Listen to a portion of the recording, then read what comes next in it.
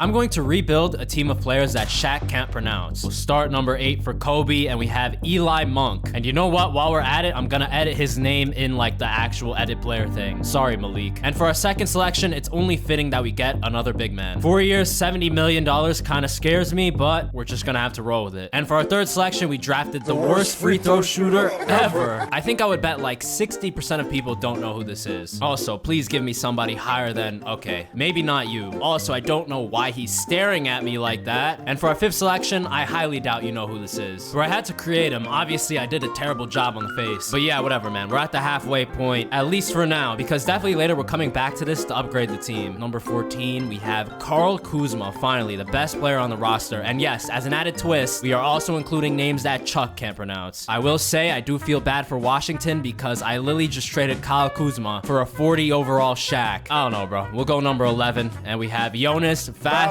Inuansas. I've been changing everyone's name to like match the pronunciation, but I think his last name might be a little too long, but shout out to him anyways. And we're now on to our last 3 selections. Number 3, nobody names their kid Festus. I'm gonna be honest, this team is not looking good. I mean, there's no other way to put it. We only have 2 more picks left, and number 5, we have Cleanthony Early. Cleanthony Early, I had to create him again. Obviously did, again, a horrible face, or a horrible job on the face. And with that, we're now on to our final selection, which is going to be crucial.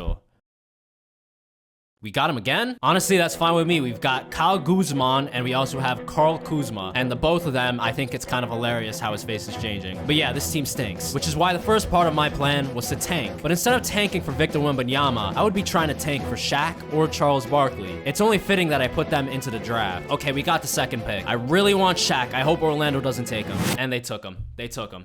Okay. And because Shaq is not available, it's only right that we pick up Chuck. The weight of the franchise is on his shoulders. My sole focus is to build a championship roster around him. And I can't do that with both Valanciunas and Nurkic on the roster, because they're like the same player. It's like we're having the same player twice. And eventually after searching, we traded Nurkic for Patrick Williams and Valanciunas for Bones Highland. I don't know how they accepted that, but I might be dumber than those GMs, at least for the next couple of minutes. Karl Kuzma and Kyle Guzman are free agents. I want to at least sign one of them, bro. We'll keep one on the team. You know what? Maybe even both. But I overlooked one major detail. Bro, we have so many power forwards now. I just completely like drew a blank. Like, what are we gonna do with all... Bro, I might have to trade one of the Kuzmas. I don't even know what to do with this team, to be honest. This team's kind of a mess. And at the end of season number 2, it was not Shaq, it was not Chuck who would be taking home Rookie of the Year. Bro, why is he so good, bro? How did he win Rookie of the Year over Shaq and Chuck? Literally can't stand that. But also, are we even in the playoffs? I don't even think so. Nah, we didn't even make the playoffs. Okay, the Cavs were the championship.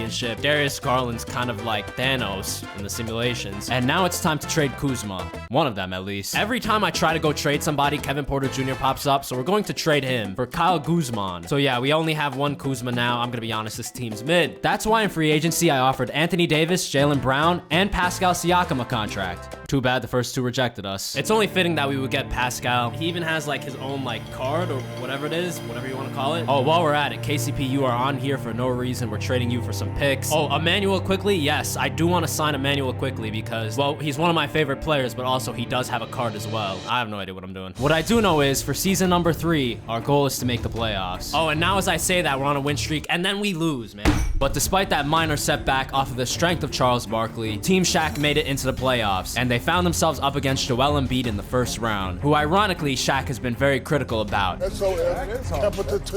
Embiid heard the criticism, and instead of taking it out on Shaq, he took it out on Chuck. And it was a good run. All right, man, who wins the championship? Not us, Shai Gilgeous-Alexander. We're now entering season number 4, and really soon we're going back to the board for some more upgrades, which will definitely be useful since Team Shaq struggled to start off the season. Bro, we're not that good, bro. 14-14, 15-14. But despite that slow start, Team Shaq would make it to the playoffs. But despite making it to the playoffs, they were eliminated first round by the Pacers. All right, board number 2, it's definitely better than board number 1. And yep, there we go. Shai Gilgeous-Alexander, welcome to the team. And by the time the playoffs came around, they were up against Orlando, who ironically have Shaq. But also ironically, they weren't that much of a problem. Team Shaq went up 3-0 and had the chance to sweep them in game 4. But fortunately for Magic fans, they were able to win and avoid the sweep. I knew that was not dropping. I don't know who that is with the ball, and that's probably gonna do it. And while they were at it, it, they also won Game 5. All of a sudden, our 3-0 lead is now down to 3-2. But Charles Barkley apparently was not worried. You really think I give a flying f? He dominated Game 6 with 32 points, officially eliminating Shaq and moving Team Shaq to the second round. They're now up against Detroit in the second round. They barely made it out of the first round. It might be over. Ooh, and they actually have a squad. They have Cade, Ivy. Bro, how do they have a team like this? But somehow, Team Shaq was able to take a 3-1 lead. It might be happening, but for some reason, and I have no idea why, this team cannot close out a series to save their lives. The foul thing didn't pop up. Oh, Charles Barkley fouled out. A few minutes later, we had Cade Cunningham with the ball in a tie game. 20 seconds left on the clock. Detroit fighting for their playoff lives. Cade with the ball. That makes a little more sense. Cade with the mismatch, and he makes a layup over Bones, who probably shouldn't even be in the game. You know, I love Bones, but he's a little short to be putting on Cade. Shaq down to 11 seconds left. And Kevin Porter Jr. That's Kevin Porter Jr.'s favorite spot. They throw it down to Siakam in the paint. Is that not a foul? No call. Capella with great defense, but they foul Capella. Oh my God. I would jump off of something if my season was, you know, in the hands of Capella at the free throw line. He makes the first free throw. And the second free throw, Capella games. Oh my God. And then moving on to Game 6, again, a close game in the fourth quarter. Oh my God, we have another tie game. And again, it would be Clint Capella at the line to potentially seal the game. Capella at the line again. He makes another free throw. If he makes 4 in a row. If Capella makes 4, oh, he made 4 clutch in a row. We're losing this series. We're about to blow a 3-0 lead.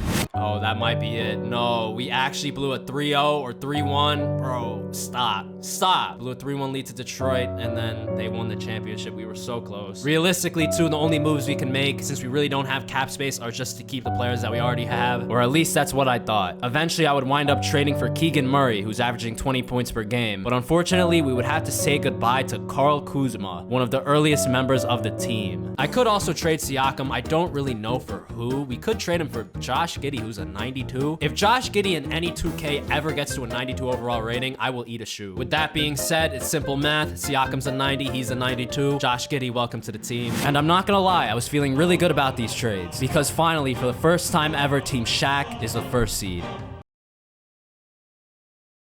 Shay's gone. Shay, he's literally not re-signing with us. Oh yeah, it's really cooked. It's over. It's over. And to be honest, it was looking bleak until I realized we had a secret weapon. A few seasons back, we had a first-round pick. And with that first-round pick, we drafted Bryce James. Now, at the time, I really didn't give it much thought. He wasn't that high of an overall. But now entering his 4th season, he's now up to an 88 overall. So, I mean, the only thing is we don't have a starting spot for him. Unless we really want to play Charles Barkley at the 5, which might be crazy enough to work. And evidently, it did. We scored 164 points, but there was one specific team and one specific player looming, and he absolutely terrifies me. The San Antonio Spurs won 71 games, and I know for a fact that Luka's on the team. I already knew that. Bro, what kind of team is this? How did they win 71? And to keep it short, both teams made it to the finals. It was especially meaningful for Team Shaq because it took them 7 seasons to get here. I'm also not too sure how Jalen Smith's an 84, but apparently it's working because we're down 2-0. And after that, it really wasn't close. We got cooked. All right, Darius Garland, I mentioned earlier, he's like Thanos in the simulations. Going to trade for him. I really don't want to include Bones though. I'm gonna try to finesse this. And eventually, I was able to find a trade that didn't include Bones. But unfortunately, we would be parting ways with Charles Barkley, who again has also been here since the beginning. And just because Bones wasn't in the Garland trade doesn't mean he's safe. We literally didn't have a center on the roster, so I traded him for Wendell Carter Jr. And now it was time for the playoffs again as the 1 seed. Bro, I'm simulating the first couple rounds of playoffs, and if we wind up losing, we wind up...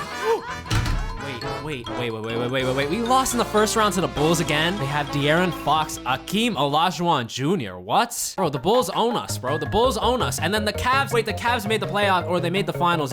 Charles Barkley almost won a championship after I traded him. And clearly at this point, I was losing it. Just simulate the offseason. I don't care. The only way feasibly we can upgrade the team is from the board. I don't know, man. Go number 1. And we have Anderson Edwards. All right, bro. If this team can't win the championship, I don't know what team can, honestly. And at least make the finals. Don't get eliminated first round. Simulate the first round. If we get eliminated right now, I'm ending the video. Also, if we get eliminated second round, wait, how do we lose again? Oh my God, bro, and the Spurs won again. Bro, I don't know. I don't know what to do. And at this point, I was willing to try anything. Okay, I'm trading every single player on the team. Darius Garland for Tyrese Maxey, done. Josh Giddey for Charles Barkley, you know what? Bring him back, man. Just bring him back. I don't know. Anthony Edwards for Tyrese Halliburton, done. Bryce James for Scotty Barnes. I am definitely going to do this. The last time I traded for Scotty Barnes in a rebuild, some of you might remember what I'm talking about. It went well. But this time, it definitely didn't. Nope, I accidentally clicked the wrong button.